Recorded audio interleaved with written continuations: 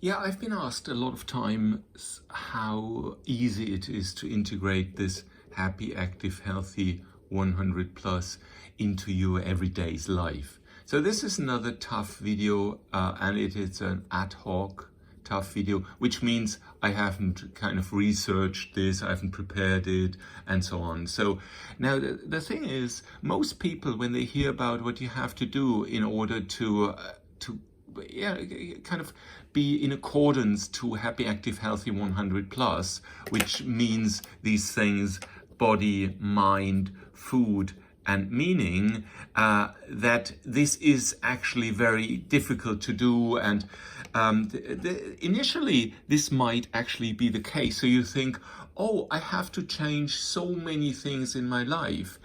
But you will discover after some weeks or months that it's actually much easier to do this happy, active, healthy 100 plus than living your normal life.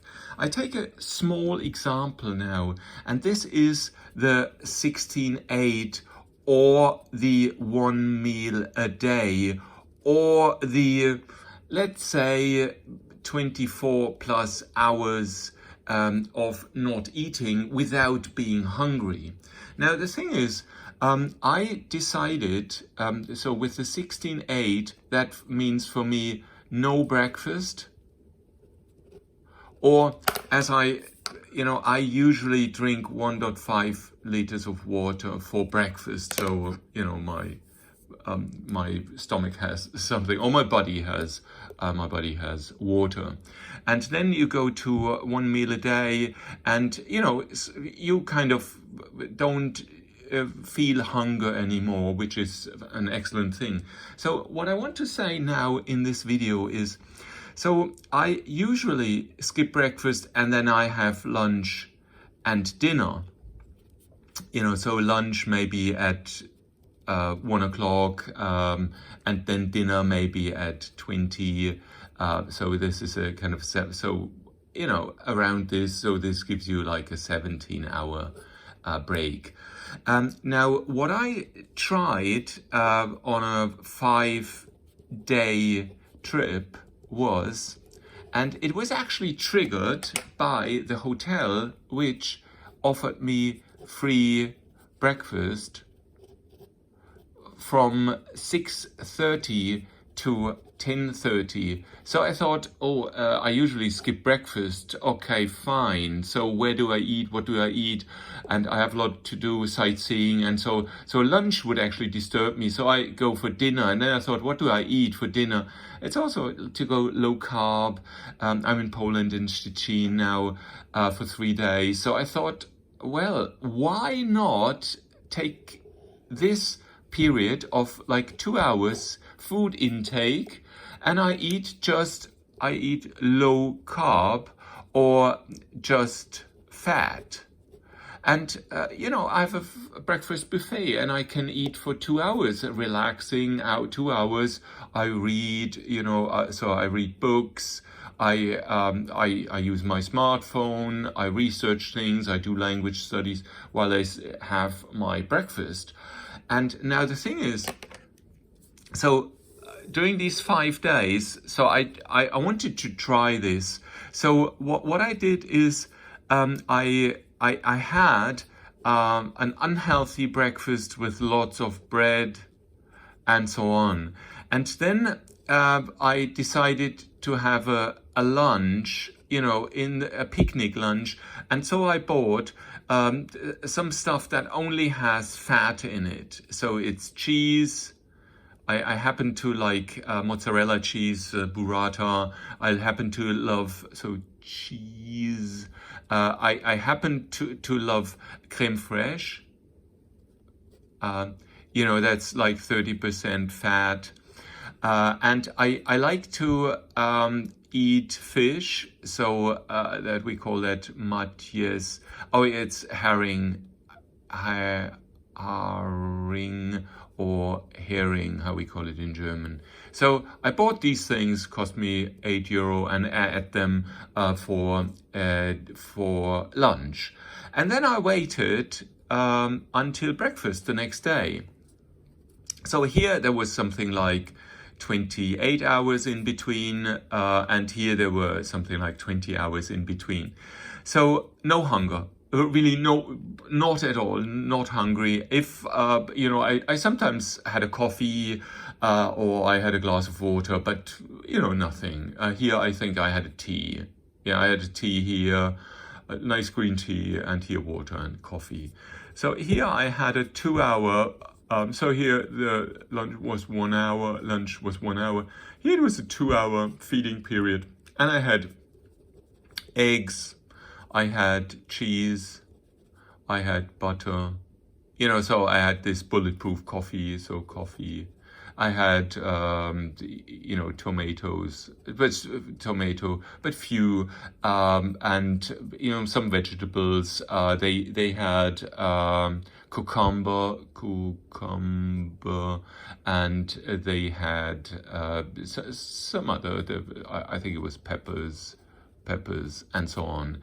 And so I had all that, and I think I had some bacon to kind of, so that the eggs were a little bit nicer.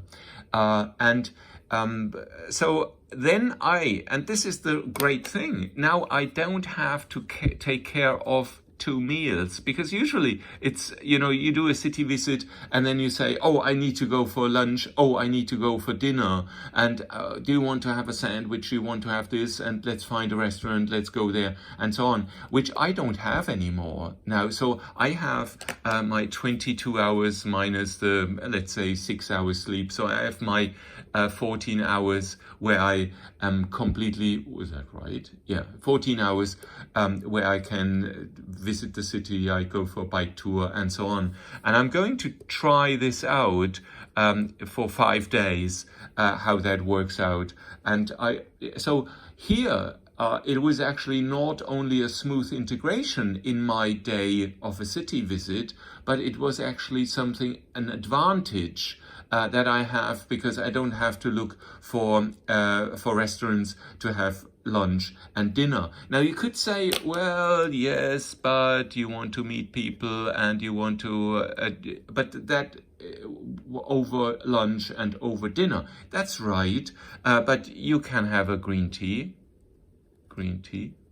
yeah, you can have an espresso, you can have water, and so on. So you can have all those things, so I don't see it as a disadvantage. And yes, sometimes it feels a little bit strange if somebody has a meal and you only have a tea, but hey, that is life. And maybe he then says, oh, I shouldn't have this meal. Yeah, because the other thing is, when I do a city visit, I usually do this kind of interesting thing where I watch, how do I draw an eye? So I watch people walk about and I judge how much overweight they are. There's like 10 kilo, 20 kilo class, then the 30 kilo class. And a lot of people are actually in the over 30 kilo class. I would say maybe 20% are in the over 30 kilo class, maybe even 30%. That's amazing. There is maybe less than 10% that are in the fit class, which is amazing. So 10% in the fit class. And, this is actually where I correspond to. That is what we all could do. And our lives would be much, much easier and much, much better and much, much more healthy. Okay, that was it. So if you buy into the Happy, Active, Healthy 100 Plus and you go on exercising, do mentally sane things, to calm down, to be relaxed, to work with your flow, to think with your flow, use your different brains, your slow brain, your fast brain, and so on. Go and buy only the good stuff, little sugar, no sugar.